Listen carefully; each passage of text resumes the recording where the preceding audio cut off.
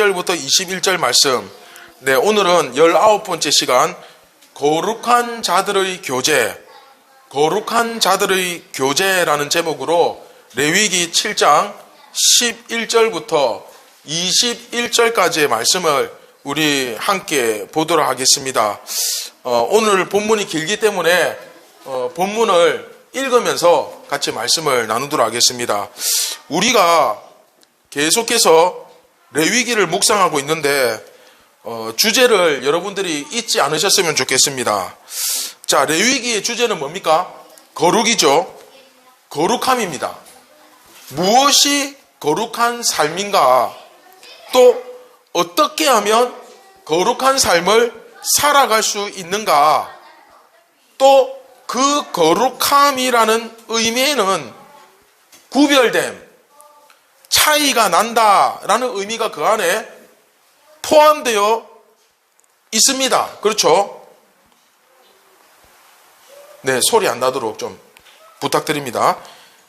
그래서 구별됨, 이 차이가 난다, 이 의미가 그 안에 포함되어 있습니다.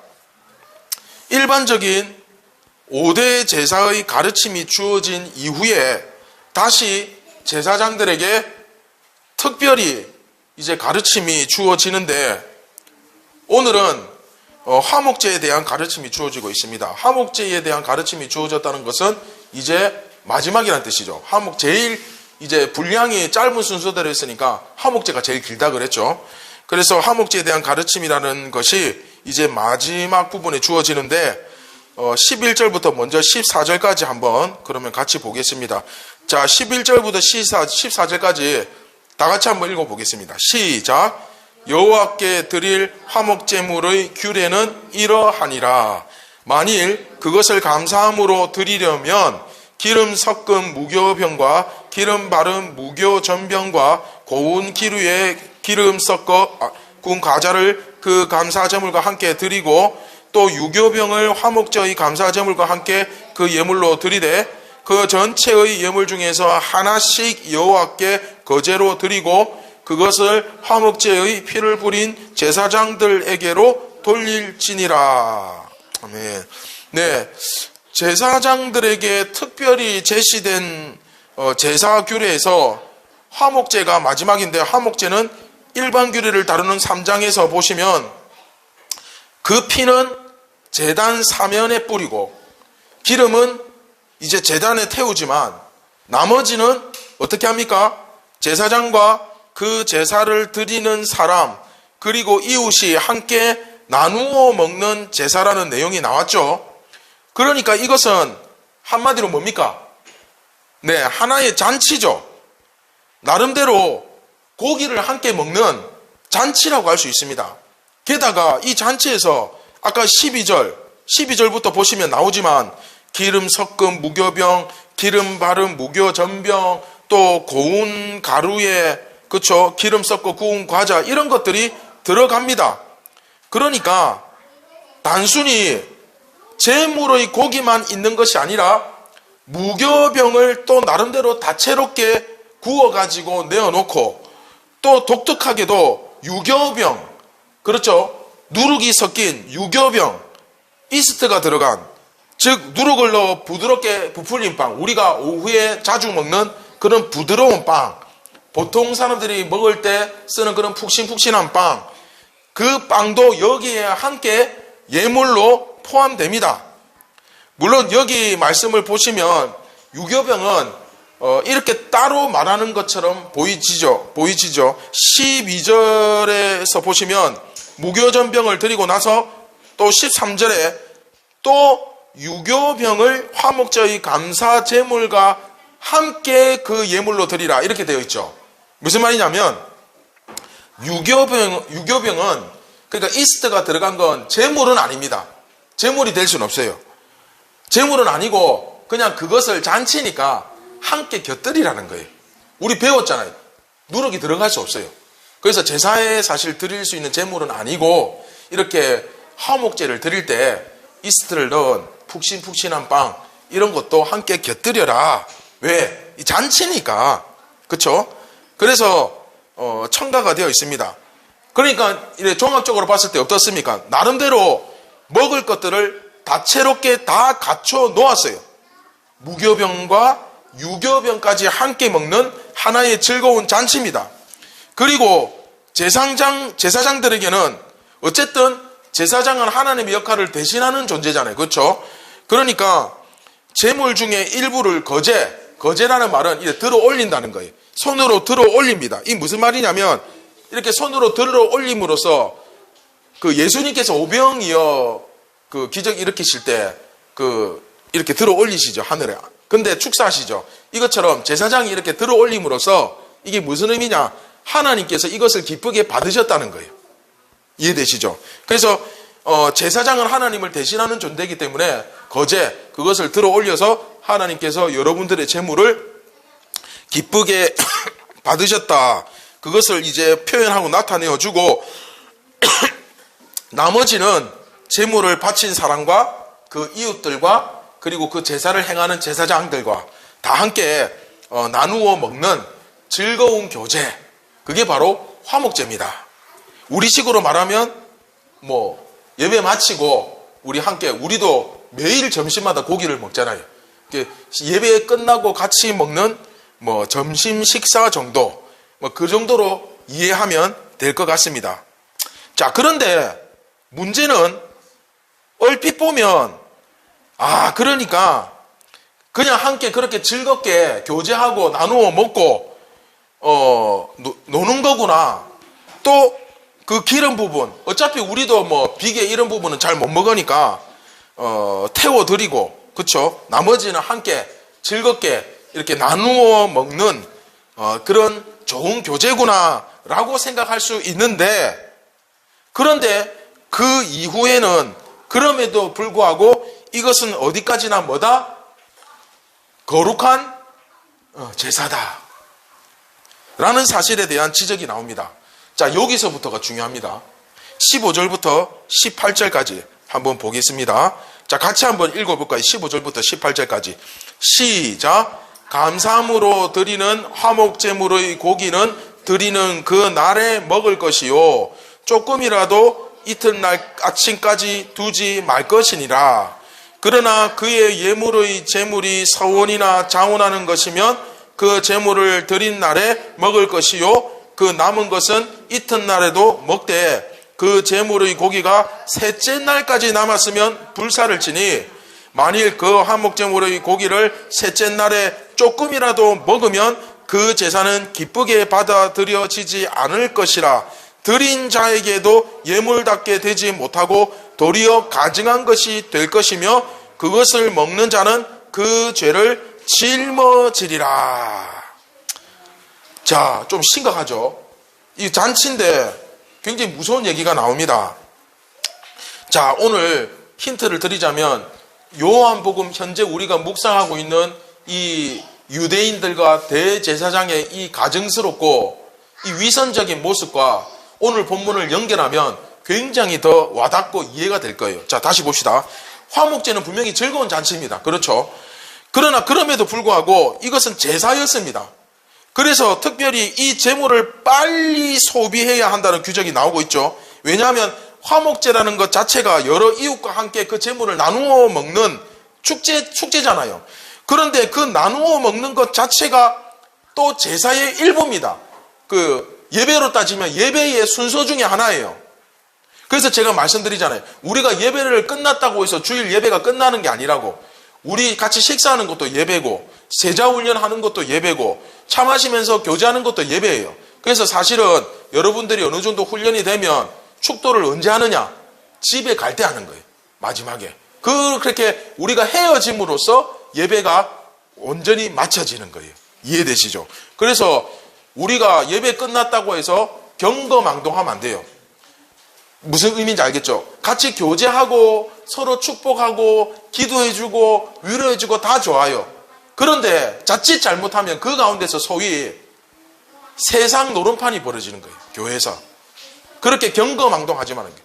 우리가 식사하고 교제하는 것도 예배라는 거예요. 그래서 함부로 말하지 말고, 그렇죠? 특히 세상적인 이야기나 어떤 세상적인 어떤 가치관 이런 것들이 교회 안에 들어오지 않도록 우리가 정말 조심해야 됩니다. 그래서 그 날까지 소비하라. 자, 다시 말씀 보시면 이제 그날에 소비하라 이렇게 말씀하지만 또 서원이나 자원에 의한 것이면 하루 시간을 더 줍니다. 그러니까 보통은 하루 안에 다 먹어 없애야 돼요. 예를 들어서 어떤 분이 이제 소를 바쳤다. 그러면 그날 다 소비 없애야 돼요.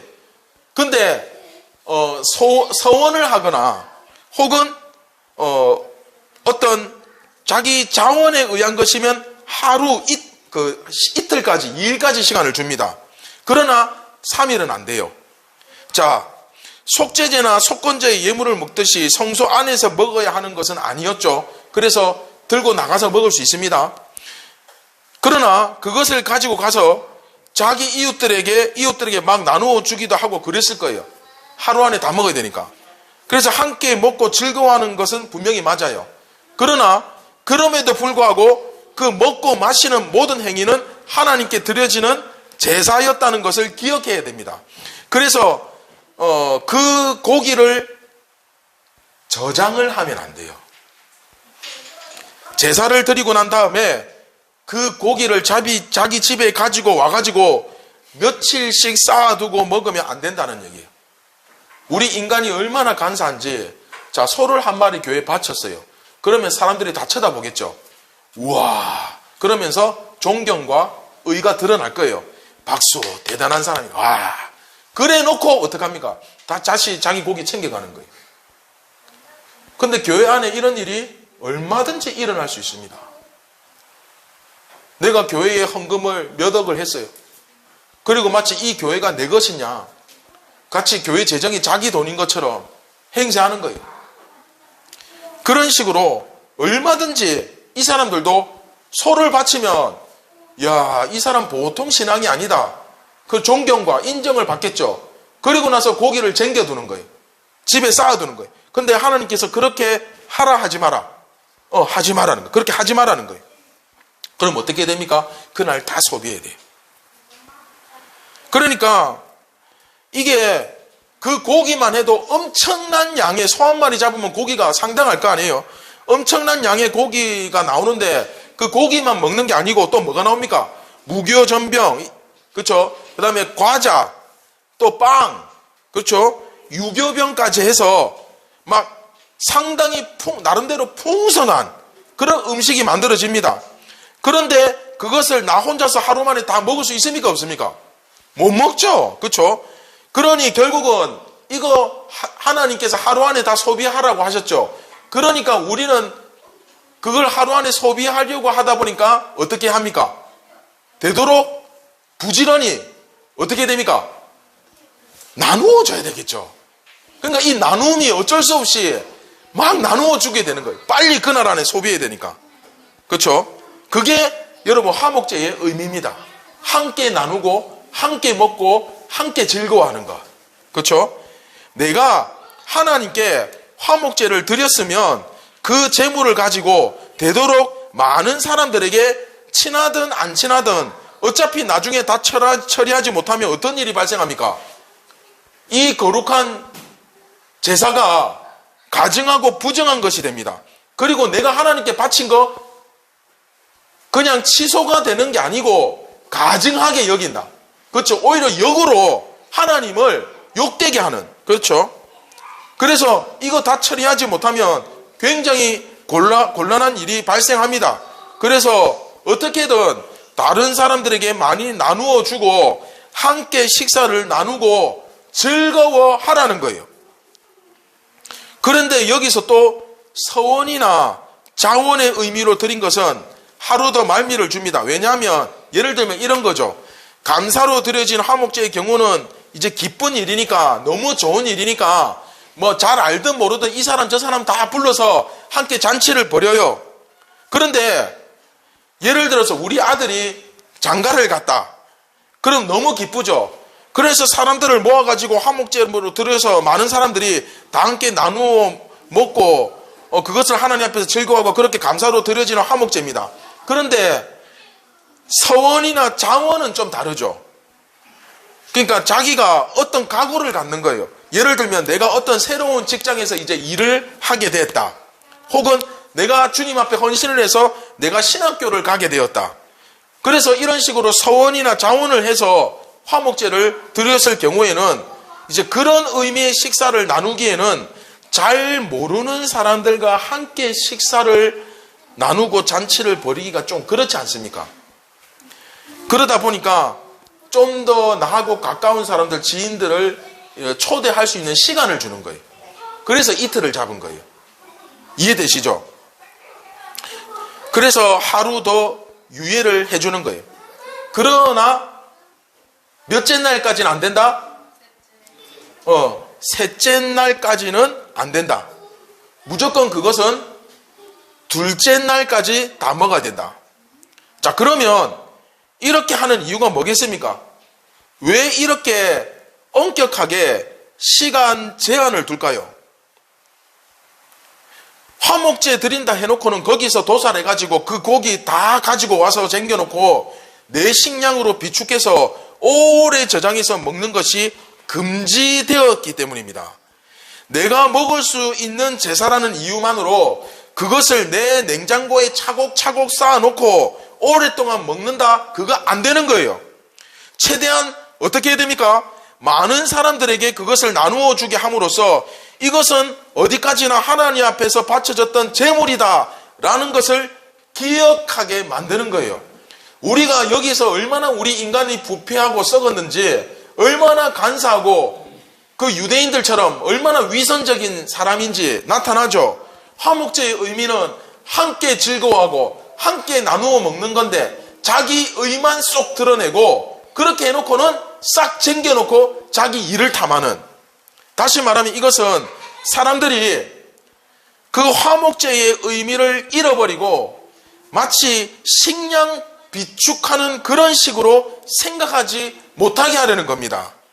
즉 그것을 오래 저장하여 먹는 것에 대해서는 아주 강력한 경고를 하고 있는 이 이유는 제사의 의미, 말씀의 참된 의미를 왜곡시켜서 하나님께 종교적인 의미는 다하면서 식량을 비축하는 것을 함께 하려는 그런 악한 시도를 차단하는 규정인 거예요.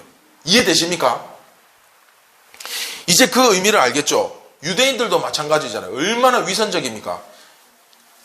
자기들 유월절 날 주님 하나님 앞에서 정결하고 거룩하고 경건한 품위 유지하려고 예수님을 어디에 끌고 갔습니까? 빌라도에게 끌고 갔죠. 자기들 그 경건 거룩함 지키려고 빌라도에게 대신 죽여달라는 거예요. 이게 정말 진정한 경건입니까? 죄도 없는 청년을 그렇게 쉽게 죽이는, 이게 자기들 손 더럽히기 싫어서 빌라도에게 죽여달라 하는, 이게 정말 이게 진짜 경건한 모습입니까? 그렇죠? 그래서 성경은 종교를 반대합니다. 여기서 말하는 종교는 뭡니까? 하나님을 빙자해 자기의 일을 탐하는 악한 시도를 하는 거죠. 자, 계속해서 19절부터 21절까지 같이 보겠습니다. 자, 같이 한번 읽어봅시다. 시작. 그 고기가 부정한 물건에 접촉되었으면 먹지 말고 불사를 것이라. 그 고기는 깨끗한 자만 먹을 것이니 만일 몸이 부정한 자가 여호와께 속한 화목제물의 고기를 먹으면 그 사람은 자기 백성 중에서 끊어질 것이요, 만일 누구든지 부정한 것, 곧 사람의 부정이나 부정한 짐승이나 부정하고 가증한 무슨 물건을 만지고 여호와께 속한 화목제물의 고기를 먹으면 그 사람도 자기 백성 중에서 끊어지리라. 자, 조금 전보다 더 강력한 경고가 나오고 있죠. 이 규정은 뭐냐 하면 이것을 그냥 고기 먹고 빵 먹고 교제하고 무교병 먹고 하며 즐거워하는 거 맞는데, 그러나 그럼에도 불구하고 이것은 하나님 앞에 드려지는 거룩한 제사라는 사실을 잊어서는 안 된다는 말씀입니다. 여러분들이 사회에 나가서, 직장에 나가서, 가정에서 사회생활하고 세상에서 살아가지만 어디까지나 여러분들은 예수님을 대신하는 존재라는 사실을 잊지 말라는 거예요.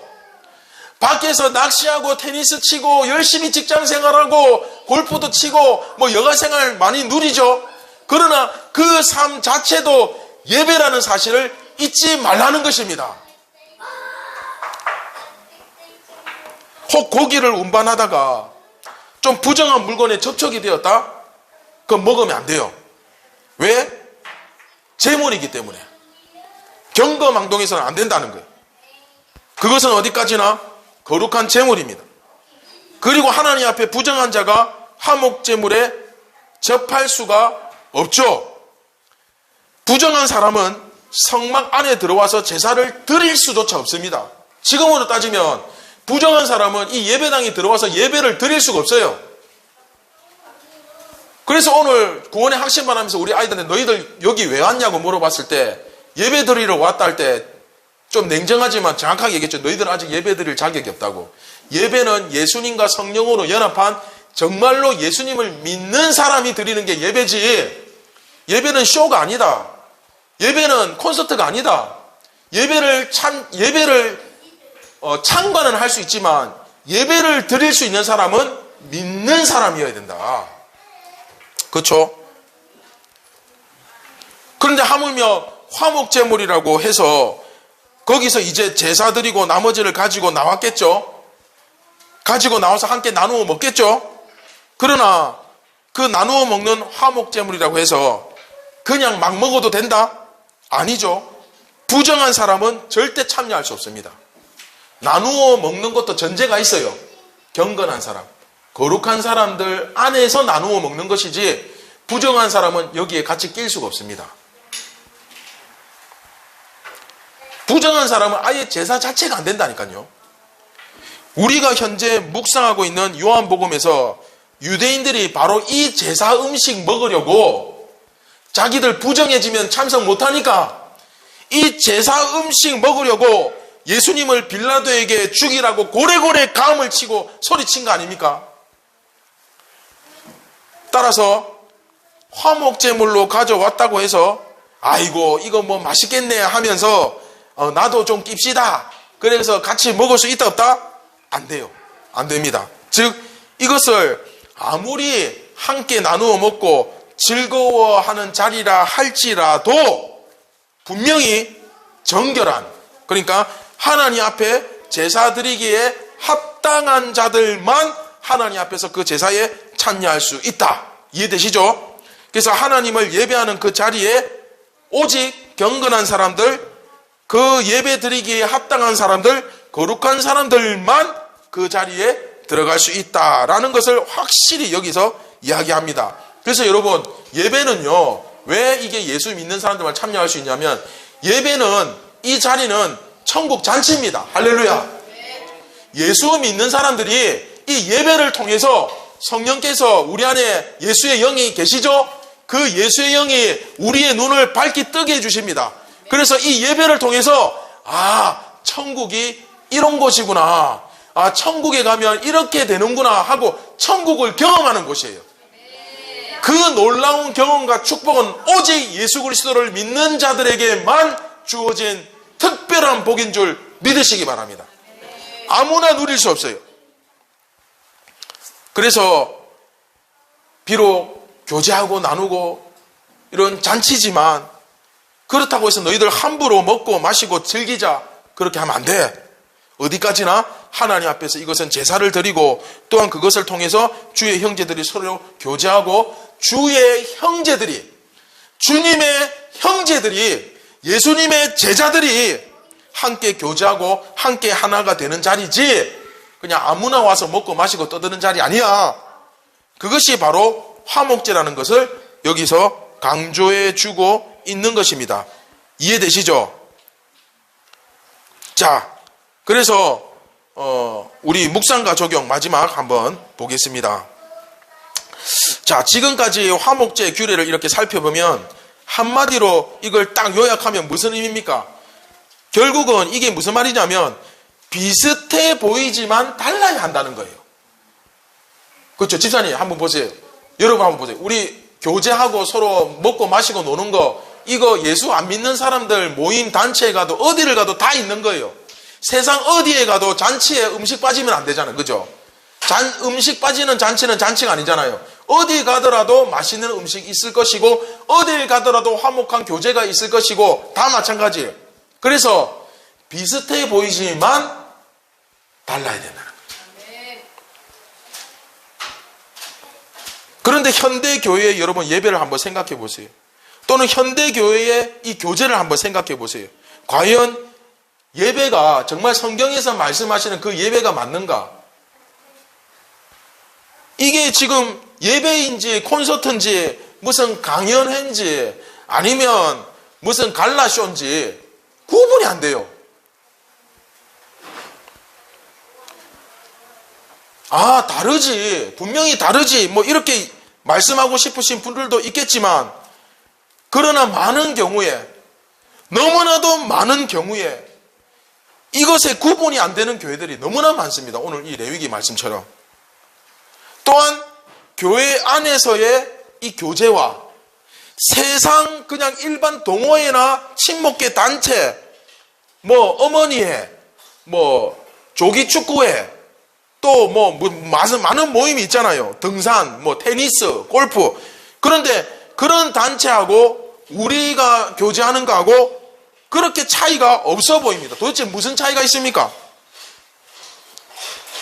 그러면 우리 교회 성도들의 교제와 믿지 않는 사람들의 교제 가운데 결정적인 차이, 비슷해 보이지만 달라야 한다는 이 결정적인 대표적인 차이가 뭐겠습니까?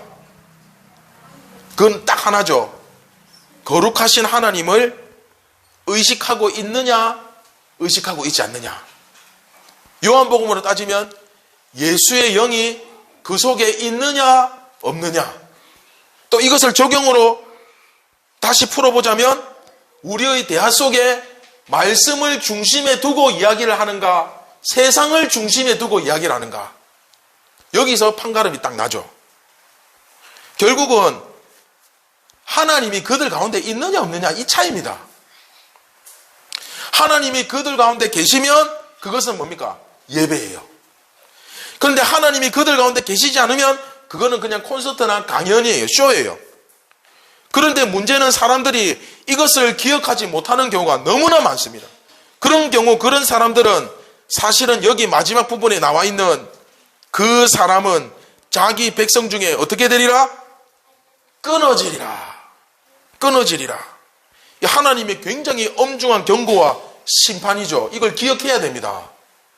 그냥 그렇게 하면 마음에 안 들어 하고 끝나는 게 아니고 어떻게 된다고요? 자기 백성 중에 끊어지리라. 자, 이건 요한복음에 뭐와 똑같은 일맥상통합니까? 그렇죠. 가지치기. 심지어 예수님께 붙어있는 제자라 할지라도, 그러니까 이거는 굉장히 극단적인 표현이지만 그러나 성경 말씀입니다. 붙어있는 가지라 할지라도, 심지어 예수님의 제자라 할지라도 열매를 맺지 못하면, 자, 열매가 뭡니까? 사랑의 법. 사랑의 법. 우리가 주 안에서 서로 하나 되는 것. 이거 열매 못 맺으면 어떻게 된다고요? 예, 끊어진다. 잘라내 버린다. 가지치기 당해서 길바닥에 버려져서 어떻게 됩니까? 불에 다 태워버린다. 지옥불에 다 타는 거예요. 근데 이거는 당연한 결과 아닙니까? 교회가 사랑의 법을 지키지 못하면, 그렇죠? 은혜 언약이죠. 그 사랑의 법을 지키지 못하면 우리는 하나님의 자녀가 되지 못합니다. 동시에 우리가 서로 사랑의 법 안에서 하나 되지 못하면 하나님의 보호를 받을 수 있다 없다? 없다. 하나님의 보호를 못 받는 교회는 이미 결과가 결정 나 있어요.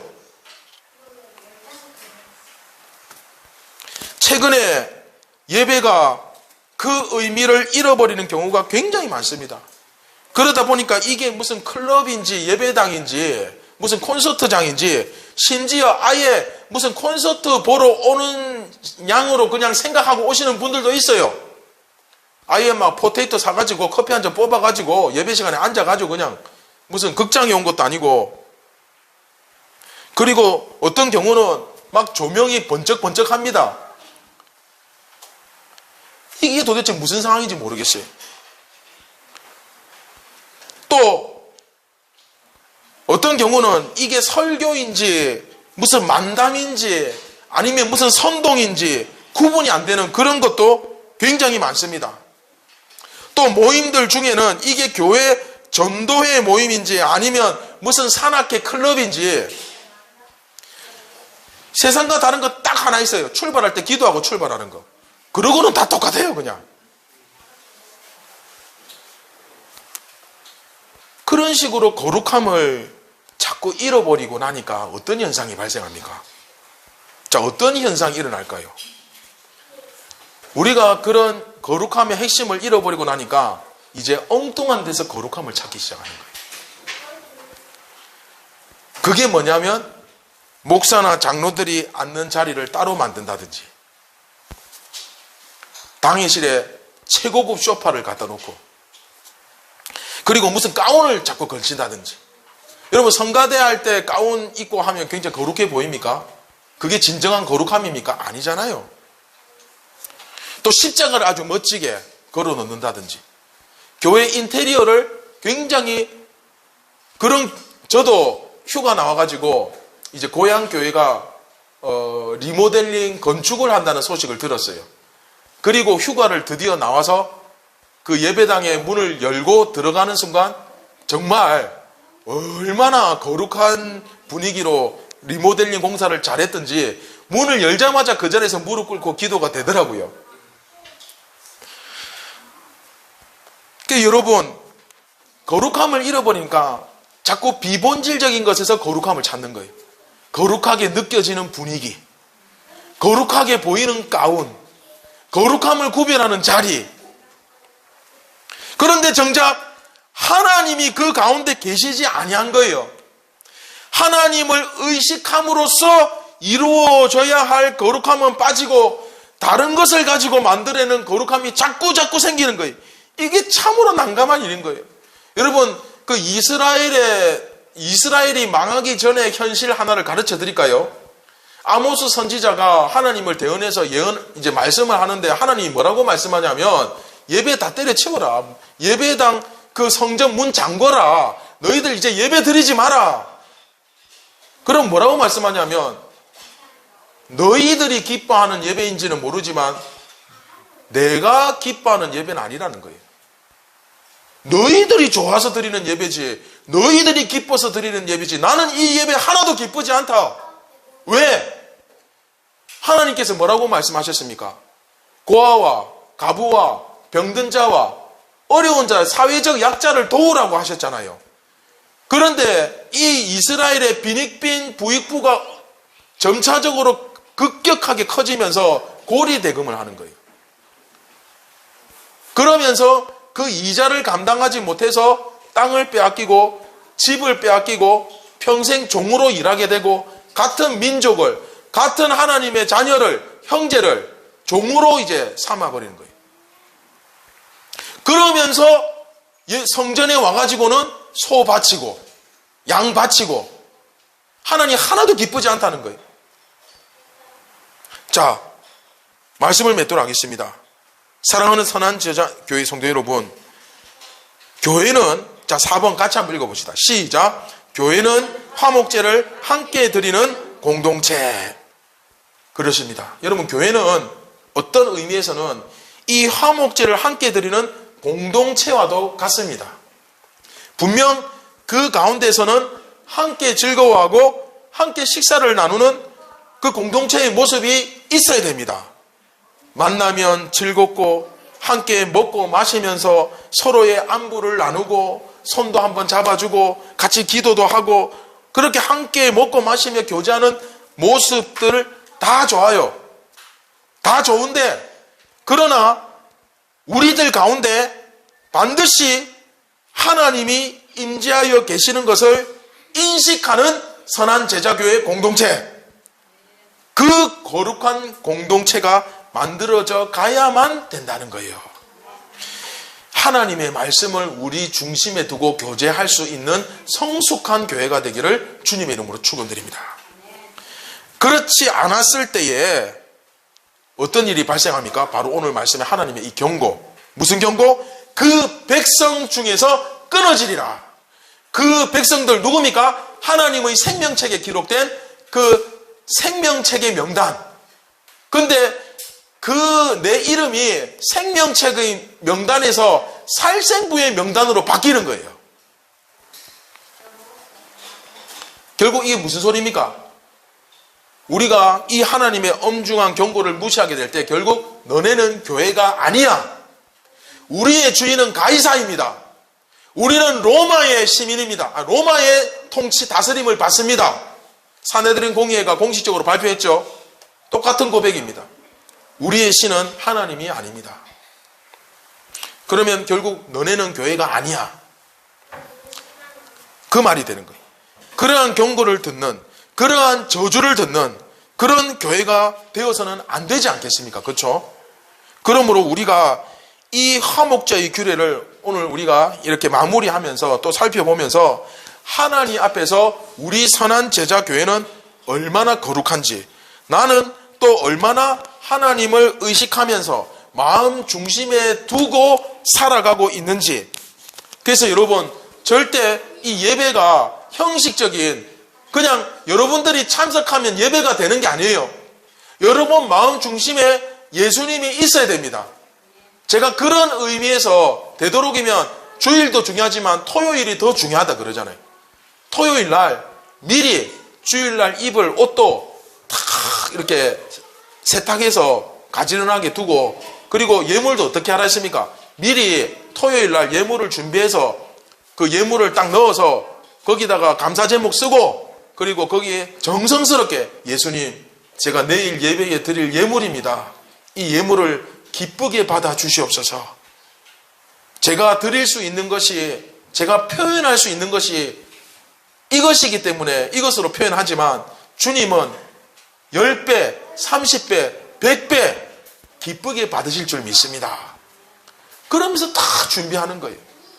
그렇게 해서 예배가 이루어지는 것이지, 막 헐레벌떡 시간 다 돼가지고 막 뛰어와가지고 이 자리에 앉아 있으면 그냥 내가 예배 마칠 때까지 앉아 있으면 내가 예배를 드린 것이냐? 결코 그렇지 않습니다. 예수님을 마음 중심에 두시기를 바랍니다.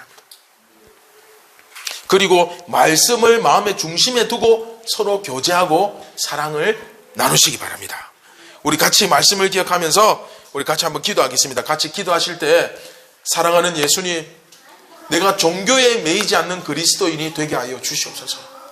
그냥 형식적인, 그냥 통상적인 그런 예의만 갖추고 있지, 실제로 내 마음속에 예수님이 없는 그런 껍데기 신앙에 빠져서 내가 예배를 드리고 있지는 않은지, 예수님 나 자신을 돌아보고 정말 내 삶 자체가 예배가 되게 하시고 어떤 순간에도 예수님을 중심에서 떠나지 않도록 그 주님을 중심에 두고 살아가는 그런 귀한 성도가 되게 하여 주시옵소서. 우리 시간 같이 말씀을 기억하시면서 같이 한번 기도하겠습니다.